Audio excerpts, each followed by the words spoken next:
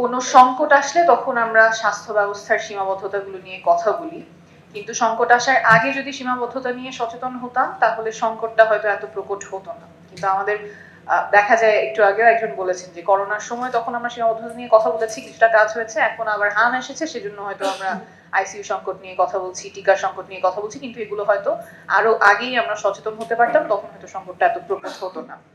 তো স্বাভাবিকভাবে আমরা হামটা কিভাবে নিয়ন্ত্রণ করি? টিকার মাধ্যমে। আমার 95% মোর দেন 95% যখন টিকার মাধ্যমে সুরক্ষিত থাকে তখন কমিউনিটি সুরক্ষিত থাকে। তাহলে আমার এই টার্গেটটা ফুলফিল হচ্ছে কিনা সেটা জানতে হবে। কোন কোন এলাকায় এই টার্গেটের চেয়ে কম টিকা গ্রহণ হচ্ছে সেটা জানতে হবে। তাহলে সেই জায়গায় আমরা টার্গেট করে ভ্যাকসিনেশনের আপটেকটা বাড়াতে পারি। এবং এখানে আমার তথ্য লাগবে যে প্রথম ডোজ কারা নিচ্ছে, সেখানে ফল করছে কিনা, নাকি সেকেন্ড ডোজে ফল করছেন। এখানে আমরা অনেকেই জানি যে প্রথম ডোজ নিলেও দেখা যায় 15 মাসের যে সেকেন্ড ডোজটা, ফার্স্ট ডোজ নিলেও 15 মাসের যে সেকেন্ড ডোজ সেখানে হয়তো অনেক সময় ল্যাপস করে। তো আমার এই তথ্যের ঘাটতি যদি থাকে তাহলে তো আমি ওই জায়গায় টার্গেটেড ইন্টারভেনশন করতে পারবো না।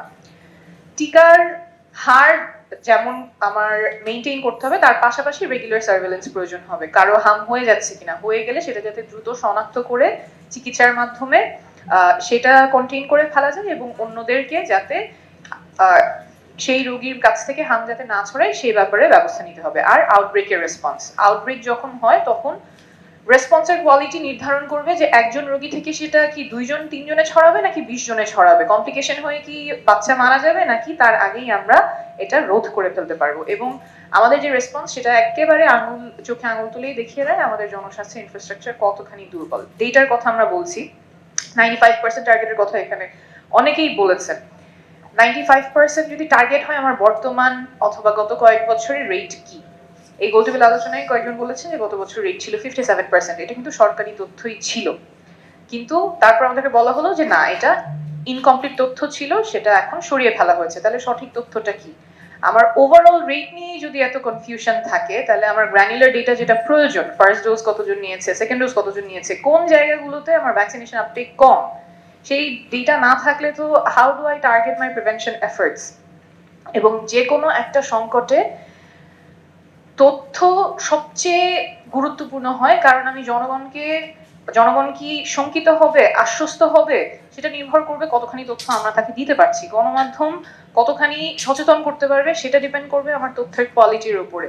ট্রিটমেন্ট কিভাবে প্ল্যান হবে সেটা ডিপেন্ড করবে তথ্যের কোয়ালিটির উপরে। এখানে আমরা বারবার বলছি যে চিকিৎসার ক্ষেত্রে বেডের সংকট আছে কিনা, আইসিইউ সংকট আছে কিনা, তার আগে তো আমার জানা লাগবে কতজন কেস আছে, কতজন বাচ্চা কমপ্লিকেশনের মধ্য দিয়ে যাচ্ছে। গতকাল আমি স্বাস্থ্য মন্ত্রণালয়ের সংবাদ সম্মেলনটা দেখলাম, ওখানে সাংবাদিকরা খুব স্বাভাবিক একটা প্রশ্ন করেছেন যে কতজন বাচ্চা এখন পর্যন্ত মারা গেছে। ওটার সুনির্দিষ্ট তথ্য কিন্তু ওখানে ছিল না। তো আমার কতজন আক্রান্ত হচ্ছে, কতজন মারা যাচ্ছে, এতটুকু তথ্য তো একেবারেই বেসিক। তারপরে তো আমার যেতে হবে যে আচ্ছা তাহলে আমার কেস ম্যাপিং গুলো, কারা আক্রান্ত হচ্ছে, কন্টাক্ট ট্রেসিং করা লাগবে, কাদের মাধ্যমে আক্রান্ত হচ্ছে, কোন জায়গাগুলোতে বেশি আক্রান্ত হচ্ছে, যাতে ওই জায়গায় কন্টেইন করা যায়। কোন জায়গায় আমরা স্কুল বন্ধ করতে হবে না, ভ্যাকসিনেশন ড্রাইভটা যেটা ইমিউনাইজেশন বুস্টার আমরা দিচ্ছি সেইগুলোর কাজের জন্য তো সেই তথ্যগুলো লাগবে। কিন্তু এই যে বিভিন্ন সংস্থা কাজ করছেন কিন্তু বিভিন্ন সংস্থার মধ্যে সমন্বয় এবং তথ্যের ঘাটতি, এটা কিন্তু প্রত্যেকটা লেভেলে ভোগায়। আমার ভ্যাকসিনেশন আপটেকের ক্ষেত্রেও আই ডোন্ট নো, ভ্যাকসিন যদি না দেওয়া হয়ে থাকে সেখানে কি ভ্যাকসিনের সাপ্লাই নাই সেজন্য দেওয়া হচ্ছে না, নাকি সেখানে মানুষের ভ্যাকসিন হেসিটেন্সি হচ্ছে, যে কোনো কারণে মা বাবারা নিতে চাচ্ছেন না সে কারণে হচ্ছে। তো সেই পর্যন্ত তো যাওয়ার আগে আমার জানা লাগবে কোন জায়গায় ভ্যাকসিন আপটেক কম হচ্ছে। ট্রিটমেন্টের ক্ষেত্রে কোন বয়সের বাচ্চারা আক্রান্ত বেশি হচ্ছে, কোন জায়গায় বেশি আক্রান্ত হচ্ছে, তাদের ভ্যাকসিনেশন স্টেটাস কি, কাদের মধ্যে কমপ্লিকেশন বেশি হচ্ছে বা কতখানি কমপ্লিকেশন হচ্ছে, আসলে আইসিইউ বেড কতখানি লাগবে, কোন জায়গায় ভেন্টিলেটর বেশি প্রয়োজন হচ্ছে, সেগুলো যদি আমি না জানি তাহলে হাউ ডু আই প্ল্যান? তখন তো এরকম হবে যে আমার ভ্যাকসিন আছে সিরিঞ্জ নাই, এই সিচুয়েশন চলে আসবে। So I would need data to plan. আর এইখানে আউটব্রেকের ক্ষেত্রে খুবই গুরুত্বপূর্ণ যে আমরা জনগণকে কি জানাচ্ছি, পাবলিক হেলথ কমিউনিকেশন কি হচ্ছে। মা বাবা যখন দেখবেন যে একজন বাচ্চার জ্বর আসছে, তারপর সে কি করবে? সে কি ডাক্তারের কাছে যাবে নাকি বাসায় রাখবে? মেজলস আমরা জানি কন্টেজিয়াস, আমরা বলছি যে আইসোলেট করতে হবে। তো আইসোলেট সে কোন লক্ষণ দেখা দিলে ডাক্তারের কাছে যাবে, কোন লক্ষণ দেখা দিলে না বাসায় রাখবে। ডাক্তারের কাছে সে কোথায় যাবে? সে কি উপজেলা স্বাস্থ্য কমপ্লেক্সে যাবে না হাসপাতালে যাবে? কোন হাসপাতালে গেলে সে আইসোলেশনটা পাবে? অথবা মানে আমরা তো চাবো না যে একজনের থেকে একজনের বাচ্চা থেকে আরেকজনের বাচ্চা সেটা ছড়াক, কিন্তু এই ইনফরমেশন গুলো তো নাই। আবার আমরা জানি যে তার অ্যাটলিস্ট ভিটামিন এ দিতে হবে, সেই ভিটামিন এটা সে কোথায় গেলে দিতে পারবে উইদাউট স্প্রেডিং ইনটু আদার্স, এটা তো আমাদের তাকে জানাতে হবে। না জানালে তখন বাচ্চা হয়তো খেলতে বের হচ্ছে বা ডাক্তারের কাছেই যখন নিয়ে যাচ্ছে তখন আরো অনেক মানুষের কাছে সেই রোগটা ছড়াচ্ছে।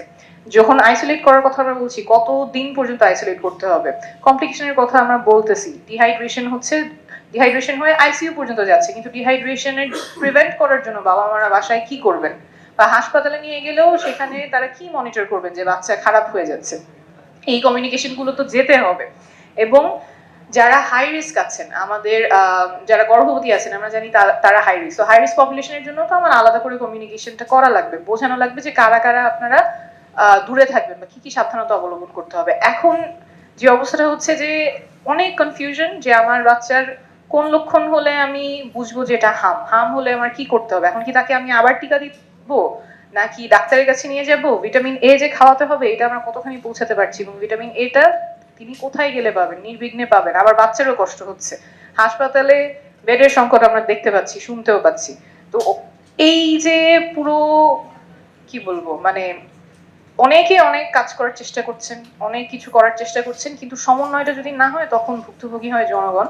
এবং যাদের বাচ্চারা আসলে এই হামের কমপ্লিকেশন দিয়ে যাচ্ছেন ওনারা বুঝতে পারছেন যে কতখানি কষ্ট হচ্ছে। আমার মনে হয় একটা যদি লেসন থাকে তাহলে আমাদের প্রোঅ্যাক্টিভ হওয়া উচিত।